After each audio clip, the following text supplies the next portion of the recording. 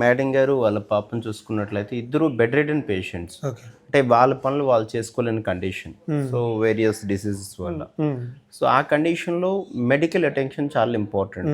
దాంతోపాటు వాళ్ళకి ట్రీట్మెంట్లో భాగంగా ఫుడ్ కూడా అవసరం ఉంటుంది. బయట నుంచి సపోర్ట్ మెడిసిన్స్ కానీ ఇన్వెస్టిగేషన్స్ కానీ ఈ కండిషన్లో ఎక్కడున్నా వాళ్ళకి ఎక్స్పెండిచర్తో కూడింది. ఫర్ ఎగ్జాంపుల్ వాళ్ళకి ఒక రూమ్ పెట్టి ఇవన్నీ అరేంజ్ చేయాలంటే ఒక 60 నుంచి 70,000 ఫర్ మంత్ ఎక్స్పెండిచర్ అయ్యే పరిస్థితి. సో ఆమె దగ్గర ఫైనాన్షియల్ సోర్స్ లేకపోవడం వల్ల ఒకరోజు నైట్ 10:30, 11 o'clock నాకు మన లోకల్ ఏసీపీ గారు కాల్ చేశారు. రమేష్ సార్ పేరు, చాలా మంచి వ్యక్తి. ఇంతకు ముందు కూడా అలాగే చాలా మంది పేషెంట్స్ని పోలీసులు పంపిస్తారు, మన వల్ల అయింది మనం చేస్తాం, అది కామన్. కానీ ఇప్పుడు డాక్టర్ గారు రోడ్డు మీద ఉన్నారు, ఆ కార్ ఆయన దించేసి వెళ్ళిపోయాడు. సో వీళ్ళ పరిస్థితి చాలా బాధాకరంగా ఉంది. సో మీరు ఇప్పుడు హెల్ప్ చేస్తే తప్ప లేదంటే వీళ్ళు ఏం చేయాలో కూడా వీళ్ళకి అర్థం కావట్లేదు. They are ready to commit suicide, ఆ కండిషన్ ఉంది.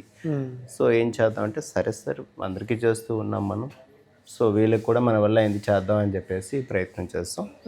ఇక్కడ ఏంటంటే మా అమ్మగారి జ్ఞాపకంగా గత 18 సంవత్సరాలుగా నేను ఇది ఆర్గనైజేషన్ 18 ఇయర్స్ ఇక్కడ బెడ్ రిడెన్ పేషెంట్స్ని తీసుకుంటున్నాను. Because my mother was a bed ridden patient. అమ్మగారు న్యూరో ప్రాబ్లంతో చనిపోయారు నేను చిన్నప్పుడు.